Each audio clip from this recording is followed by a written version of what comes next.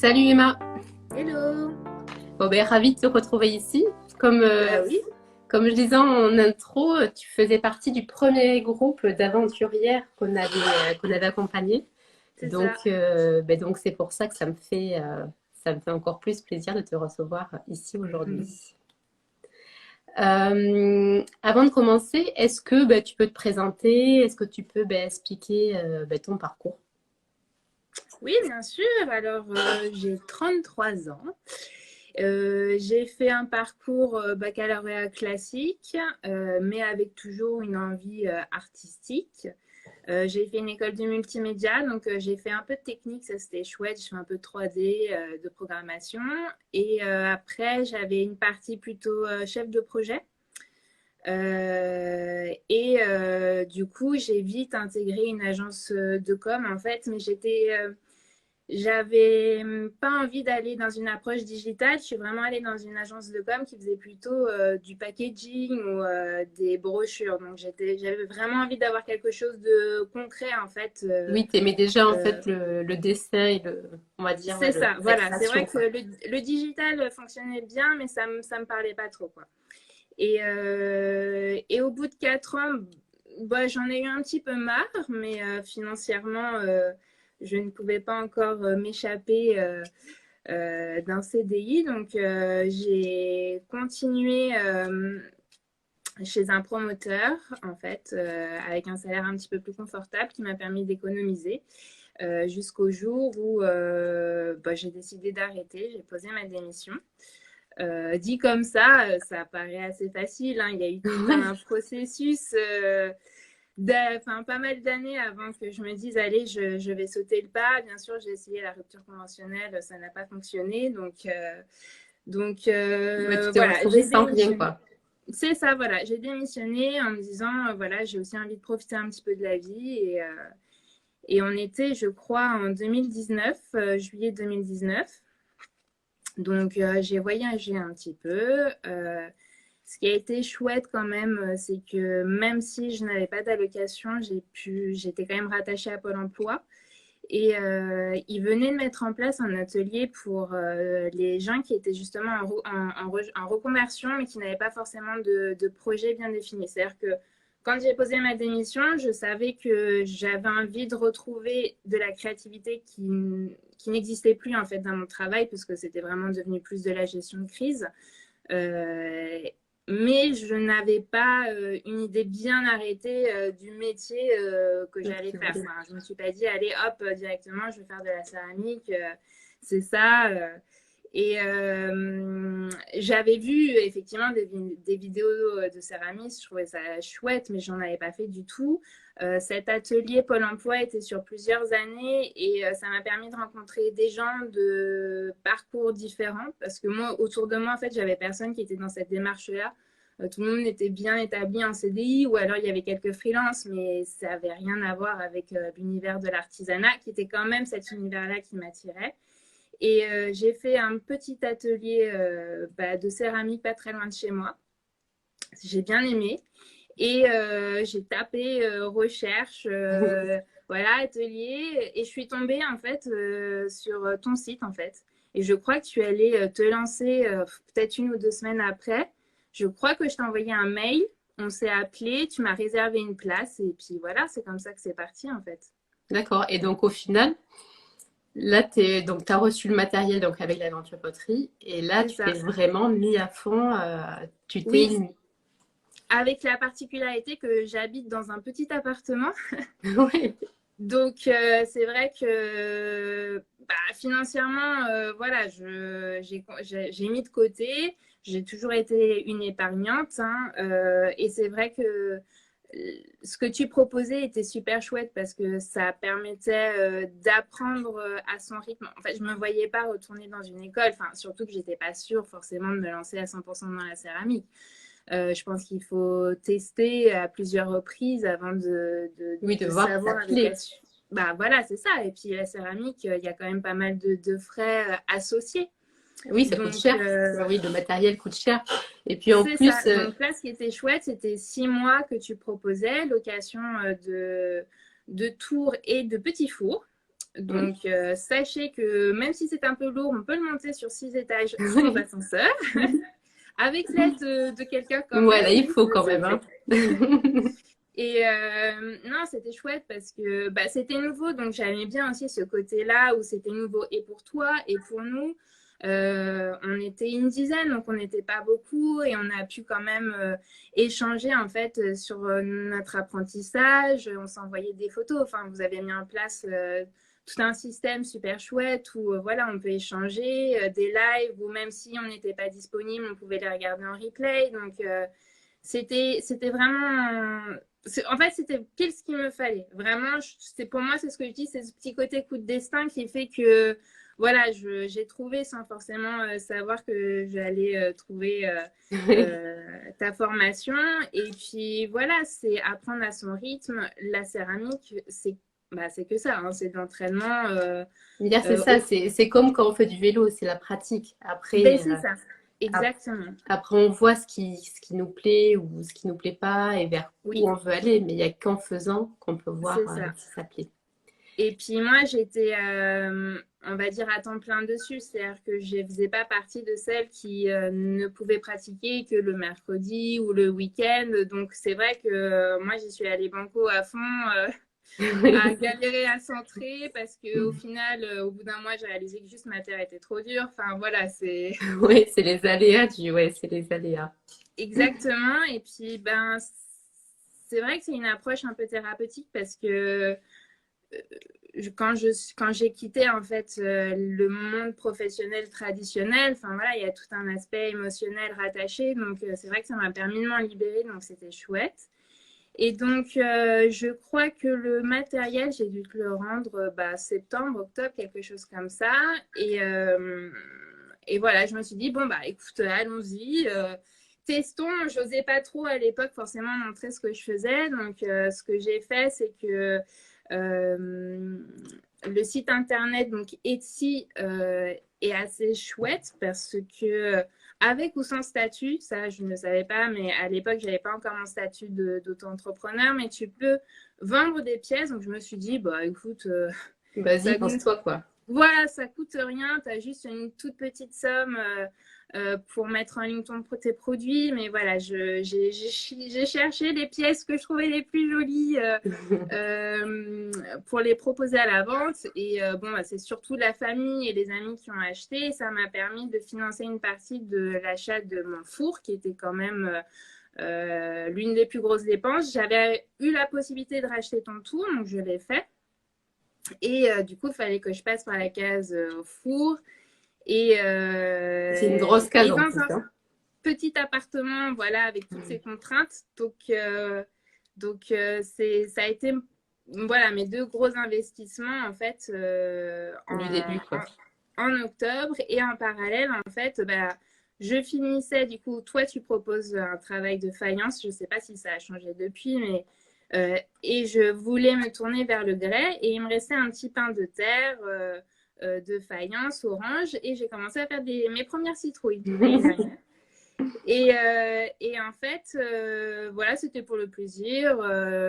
Une approche modelage aussi que j'avais pas forcément essayé parce que j'étais à fond sur le tour. Le modelage m'intéressait pas et puis je me suis dit allons-y. Et puis Instagram aidant, voilà, j'avais deux canaux de diffusion, quoi. Voilà, mais même en fait, c'était deux nanas que je suivais en fait, avec qui j'ai échangé et en fait, elles m'ont acheté des citrouilles et m'ont relayé et puis c'est parti comme ça. Bah, trop bien. Donc franchement, ça s'est fait assez naturellement. Voilà, je suis ultra reconnaissante là-dessus, mais j'ai vraiment rien. Oui, ça s'est fait facilement, quoi. Ouais, enfin, cette partie-là, oui, voilà. Et du coup, j'ai vendu, j'avais peut-être fait une vingtaine de pièces. Et je suis partie en vacances. Et en parallèle, en fait, on en a demandé plein d'autres. Donc, j'ai fait un premier système de précommande que j'ai fait en urgence en rentrant. Et ce qui était bien, c'est qu'ensuite, c'était la période de Noël. Donc, j'ai fait aussi quelques petites pièces que j'ai modelées. Et en fait, à la fin de l'année, j'avais rentabilisé mon four. Donc, c'était... c'est top. C'était top, quoi. Voilà, franchement, je ne m'y attendais pas. Ça m'a rassurée aussi. Et j'ai continué. Et puis après, c'est parti. En début d'année, de cette année, ça a été le travail des gamelles. Et là aussi, c'est vraiment parti simplement d'une idée où deux copines ont adopté des chiots. Et j'ai voulu leur faire un cadeau. Et j'ai commencé à travailler des gamelles que j'ai présenté en fait les différentes étapes sur Instagram et j'ai eu beaucoup d'échanges parce que je commençais à avoir quelques personnes qui me suivaient suite aux différentes ventes que j'avais pu faire. Et puis très vite, deux personnes m'ont parlé des gamelles anti-glouton que je ne connaissais pas. Hein. Et j'ai proposé voilà un modèle et puis j'ai été relayée en fait sur la plateforme d'Etsy. J'ai eu de la chance là-dessus. Et puis après, voilà, j'ai participé à un petit concours qui m'a donné un petit prix. Et puis, Ah, super! Ouais. C'était un concours sur quoi que tu as participé? En fait, Etsy, ils proposent pas mal, ils sont en train de mettre en place pas mal de choses. Ce concours, honnêtement, j'en avais pas entendu parler. En fait, c'est comme un commercial qui m'a contacté en privé pour me dire, oh, vous devriez participer au concours. Et en fait, tu pouvais proposer une de tes pièces. Ils avaient plein de catégories et moi je suis allée dans la catégorie animaux, la petite gamelle anti-glouton et un mois après en fait on m'a annoncé que j'étais dans les 100 finalistes à l'échelle mondiale, donc ça c'est plutôt chouette. C'est valorisant puis, quoi. Bah oui, franchement c'est cool et puis ça m'a ramené forcément du trafic, pas mal de commandes. Hein. Franchement, les gamelles, c'est une de mes principales ventes aujourd'hui. Et je travaille surtout beaucoup à la commande, en fait. Donc, financièrement aussi, ça me permettait de ne pas forcément avancer des choses où je ne suis pas sûre de les vendre. Mais par contre, ça veut dire que j'ai un certain rythme à avoir. Oui, voilà, tu es obligé, une fois que tu as la commande, de t'y mettre et de le faire. Ouais, en fait, après, tu as un système de délai. Donc maintenant, je suis obligée un petit peu de les allonger parce que je prends quand même beaucoup de temps à faire les choses. Donc, je commence à avoir ces chouettes, pas mal de commandes. Donc, voilà, je rallonge un petit peu le délai. Et puis, Ok. Alors, j'avais quelques questions. On va revenir. Donc déjà, quels sont les blocages que tu avais eus, toi, avant de quitter ton travail? Qu'est-ce qui t'a bloqué dans le parcours de ce début de reconversion? Qu'est-ce qui aurait pu moi, te j'ai envie bloquer? de dire que je viens d'une génération où la réussite, c'était un bac, un bac plus 5 un CDI, en fait, et acheter. Donc, j'ai eu de la chance de rencontrer assez jeune mon partenaire. On a pu acheter assez tôt. Donc, ça, c'était vraiment un de mes objectifs de vie. Hein. Et, et donc déjà déconstruire un peu ce schéma-là où je n'allais pas avoir une seule et même carrière pendant 40 ans. Et après, très clairement, l'aspect purement financier. Et là-dessus, j'ai toujours été une épargnante, mais c'est vrai que j'ai mis de côté et surtout mon dernier travail où j'avais vraiment focalisé sur le côté salaire m'a permis de... Enfin voilà, j'ai mis un maximum de côté, j'ai fait tous mes petits calculs en fait pour tenir... je m'étais donné 2 ans. Bon, très clairement, il faut s'en donner un peu plus, mais oui, les sous. C'était ça le blocage. Donc aujourd'hui, est-ce que tu considères que tu vis de la céramique? Euh, non, c'est en cours en fait. C'est-à-dire que là, ça va vraiment faire 1 an que je me suis lancée. Si je prends les 3 derniers mois, oui, j'en vis, mais si j'étale sur l'année, non. Et surtout, quand on commence, ce qu'on gagne, on le réinvestit. Enfin, moi, j'avais plusieurs objectifs. C'était vraiment de rentabiliser tous mes premiers frais. Enfin, j'ai compté la somme que j'ai dépensée, ne serait-ce que pour ta formation, rentrer dans mes frais, entre guillemets, à m'auto-rembourser. Et après, voilà, dès que j'ai commencé à avoir une rentrée d'argent, et ben, ça a été investir dans... Alors, j'ai pas, au-delà du four et du tour, c'était plus dans la recherche de la terre. Quelle terre j'aime bien travailler, l'émail, parce que c'est dur de trouver un émail qui nous plaît. Donc, Ouais. Mais de toute manière, à ce sujet-là, c'est du fait de vivre de la céramique. Mais là, aujourd'hui, justement, sur le blog, c'était Mode Le Duc, là, qui a le oui. podcast, Céramique Podcast, qui a écrit un super article et qui parle de ça, qui parle du fait en fait qu'il y a beaucoup de céramistes qui, même à côté, je pense que je me souviens plus exactement des chiffres, mais que le salaire moyen d'un céramiste est en moyenne 1500 euros. Et donc, Ouais. pour compléter ça, beaucoup seront obligés d'avoir un second travail à côté. Voilà, soit pour se donner des cours ou faire autre chose. Et après, c'est vrai que c'est quelque chose dont on ne parle pas forcément en tant que céramiste, voilà, de comment est-ce qu'on complète.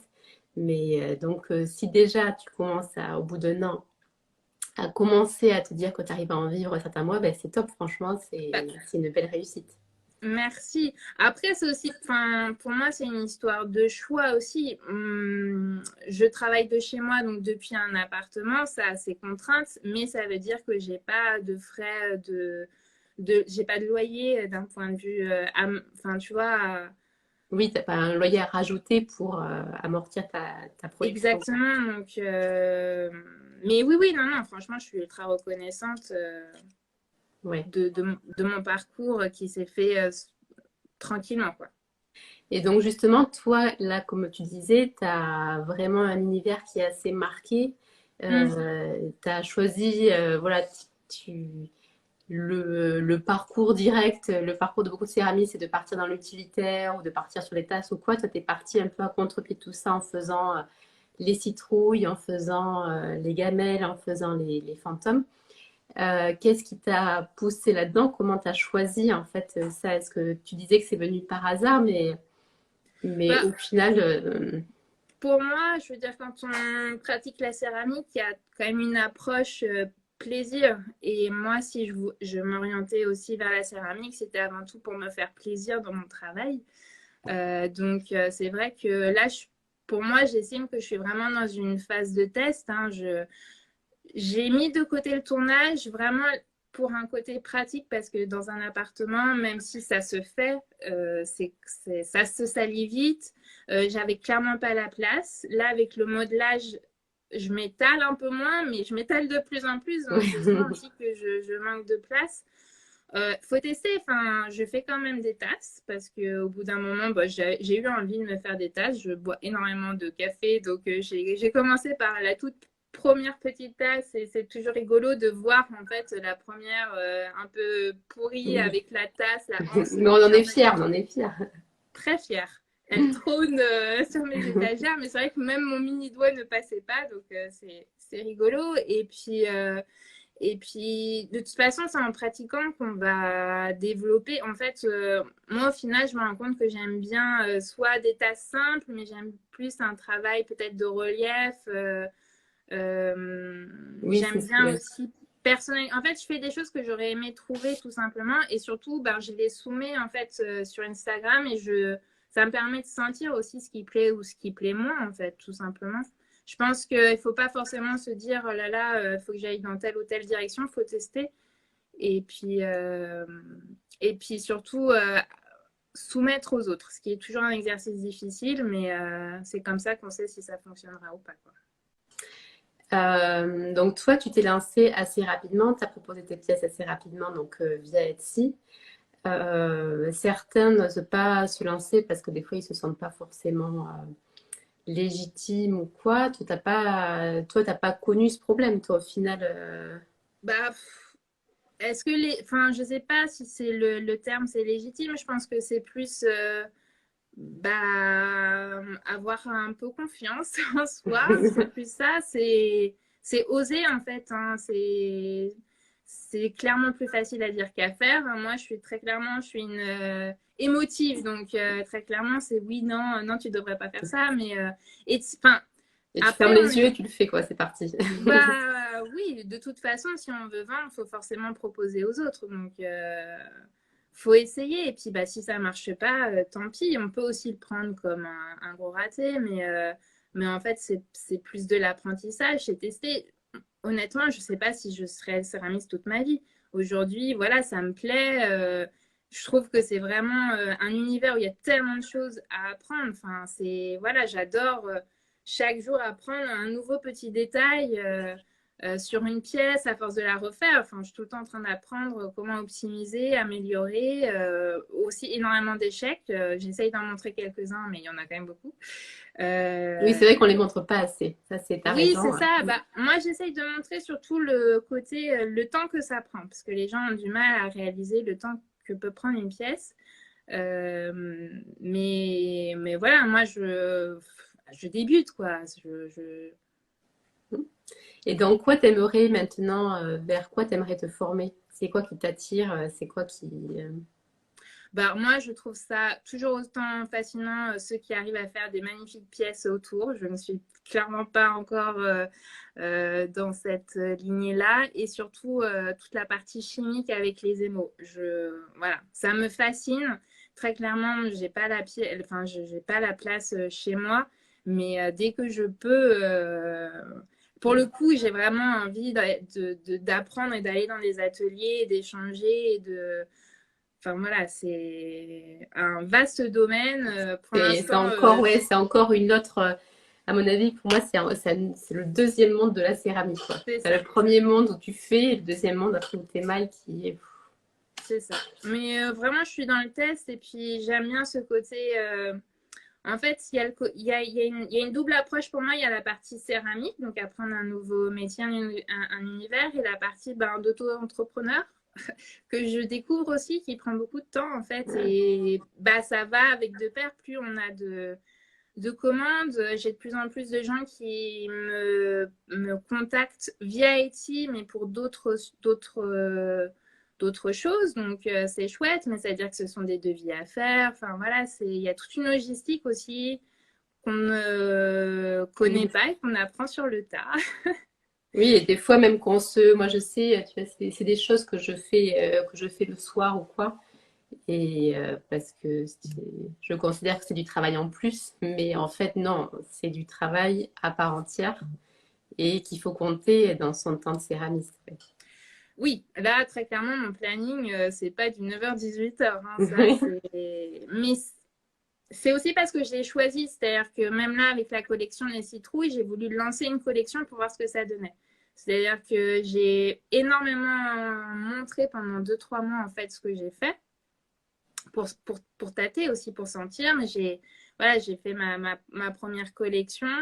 Bah voilà, avant de la lancer, j'étais en stress pas possible et j'aurais pas pu anticiper que ça se vende aussi vite et surtout le temps d'empaquetage derrière a été très long et m'a valu énormément de soirées pour bah, Oui, tout bien mettre quoi.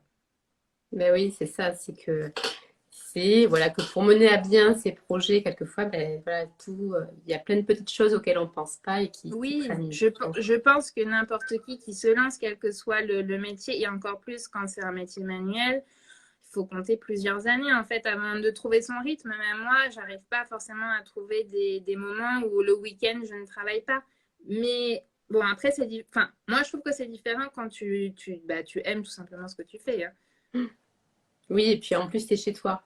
Il Et y a ensuite, je trouve il y a cet avantage, il y a cet avantage que c'est chez toi. Donc tu peux venir. Moi, j'ai mon atelier qui est chez moi un peu à l'extérieur, vu que je suis en campagne, mais qui est quand même chez moi.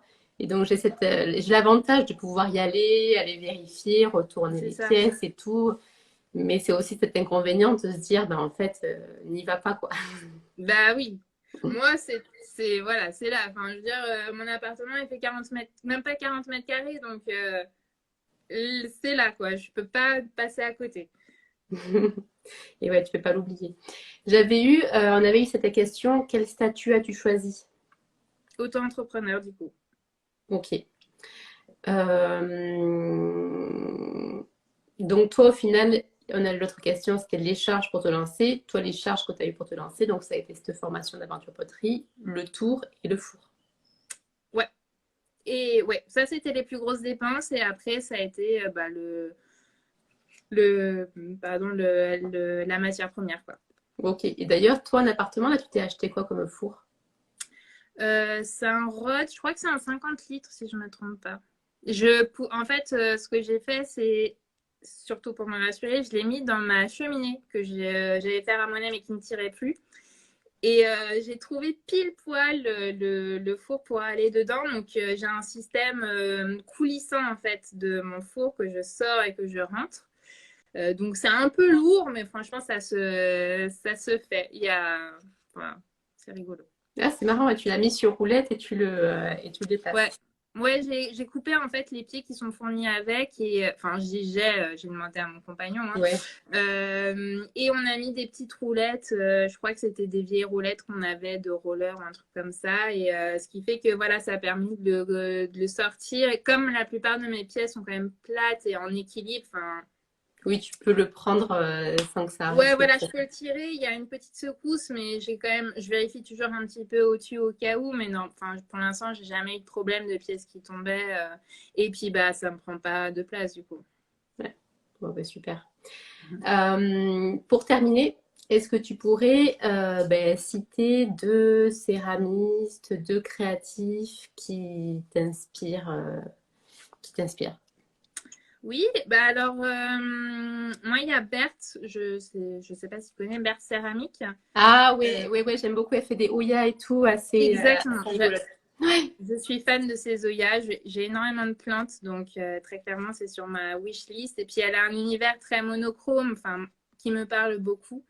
Avec ce côté illustration, donc j'adore. Et il y en a une autre qui s'appelle Bomba Bird, je crois. Et Bomba Bird. Bomba Bird, ouais. Je t'enverrai le petit. Ouais, je veux bien, je le mettrai dessous comme ça. Et elle fait vraiment, donc elle tourne et en fait, il y a vraiment un travail de relief. C'est très naturel, donc très beige, marron et vraiment des reliefs sur des pièces assez simples en fait. Donc j'aime beaucoup. D'accord. Eh ben, je ne la connaissais pas. Je veux bien le dire. Ouais, voilà, tu devrais. Bon, mais en tout cas, merci pour tout, Emma. Merci d'avoir échangé, d'avoir raconté ton parcours. Bah, avec plaisir. Et je te souhaite une bonne continuation dans ce monde de la céramique. Merci. Allez, merci pour tout. Bye bye.